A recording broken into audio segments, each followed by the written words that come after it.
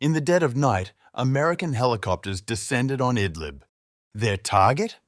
A man tipped to become ISIS's next Syria leader. Within hours, he was dead, alongside the group's key financier. No US casualties. But as Washington hails victory, UN officials warn. ISIS survives leadership losses, rebuilding within months. The question hangs heavy. Did this raid cripple the terror network or simply buy time?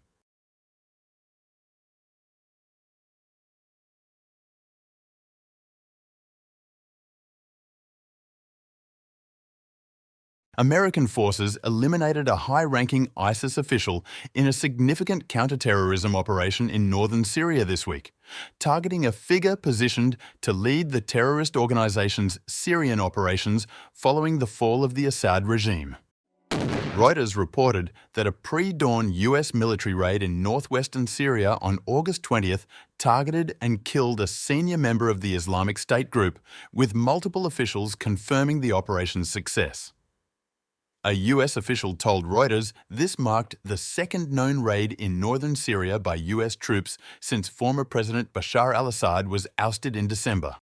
According to Fox News reporting, the target was described by US officials as someone who was positioned to become the next ISIS Syria leader. Military sources indicated the operation also eliminated a key ISIS financial official, with both figures actively planning attacks in Syria and Iraq. Officials described the raid as a successful operation, targeting a senior ISIS member assessed to be a strong candidate to assume the role of ISIS Syria emir, a position that would have posed a direct threat to US and coalition forces as well as the new Syrian government. No US forces were injured in the operation. According to Syrian security sources and neighbors, the operation took place in the town of Atme in Idlib province, beginning at around 2 a.m. local time. Abdelkader al-Sheikh, a neighbor, described his encounter with the American forces to Reuters. "We went out and by God I called out, 'Who are you?' And they started speaking to me in English, telling me to put my hands up. 'Put your hands up,' and they pointed their rifles at us. They cut the fence here, went inside here, and they went on the roofs, through climbing, not through stairs. And some of them came up on the stairs from here. Yes. My son and I remained standing in our place until the operation was over. They went up to our neighbor's roof here and our neighbor's roof there. Of course, those who came to me here, they all speak English. They didn't speak anything else, just English. But on the roof of Assad's house there, the man was speaking, and his accent was apparently Iraqi. Multiple sources indicate confusion over whether a third ISIS figure was captured or killed in related operations. The Britain-based Syrian Observatory for Human Rights reported that Abu Hafs al-Quraishi, described as an Iraqi citizen and ISIS commander, was detained during the pre-dawn operation. However, Syrian state TV quoted an unnamed security official saying the Iraqi man targeted in the operation was killed, identifying him as Ali, with his real name being Salah Noman. UN counterterrorism chief Vladimir Voronkov addressed the Security Council on Wednesday, acknowledging that while multiple ISIS leaders have been eliminated in recent years, the extremist group may recover from such losses within 6 months. The group has managed to retain its operational capacity. There is no indication that the killing of its deputy leader in charge of operational planning, which resulted from counterterrorism operations in Iraq in March, will be any different. A US official emphasized the broader counterterrorism strategy, stressing that the US and its partners remain committed to ensuring the lasting defeat of ISIS and the protection of the homeland. We will continue to pursue ISIS terrorists with unwavering determination throughout the region. These operations represent the continuation of targeted strikes in Idlib province, which has served as a refuge for senior Islamic State figures for years.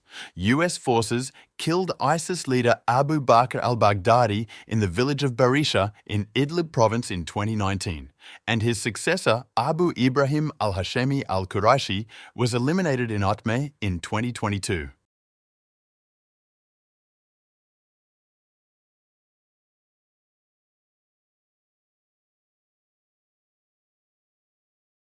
In Ankara, Kurdish mothers made an emotional appeal to Turkish lawmakers on August 20th, calling for amnesty for their children fighting with the outlawed Kurdistan Workers' Party as the country considers a path toward ending decades of conflict that has claimed over 40,000 lives. Nezahat Teke, speaking on behalf of the Peace Mothers Group, delivered a heartbreaking plea to the Turkish Parliamentary Commission overseeing the PKK's potential disarmament. According to Reuters, wearing the white headscarf that has become the symbol of the Peace Mothers movement, Teke told lawmakers in broken Turkish. We mothers do not want to cry anymore. Let us bury weapons, not our children. The PKK announced in May that it would disarm and dissolve, and last month several members burned weapons in a symbolic ceremony in mountainous northern Iraq, where the organisation is now based. However, mothers like Teke argue that meaningful disarmament requires guarantees that their children won't face life imprisonment upon surrender. Teke asked the commission, dubbed the National Solidarity, Fraternity and Democracy Commission. If we want more weapons to be burned, then those people must be given a chance. If they come down from the mountains only to be sentenced to life in prison, how can we persuade others to burn their weapons? Rebia Kiran, another mother addressing the lawmakers, pressed for concrete legal protections.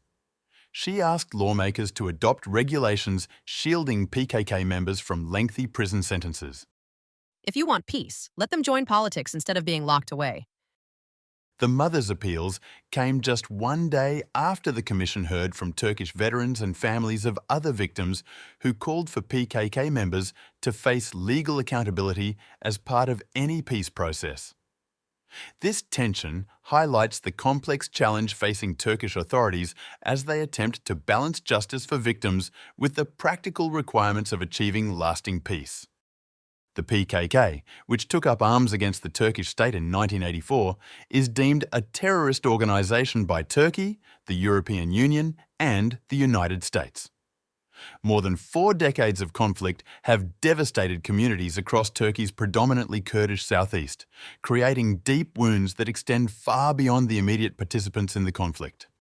The Commission's work carries implications beyond Turkey's borders, particularly for neighbouring Syria, where Kurdish forces have played a significant role in the fight against ISIS and continue to control substantial territory in the country's northeast.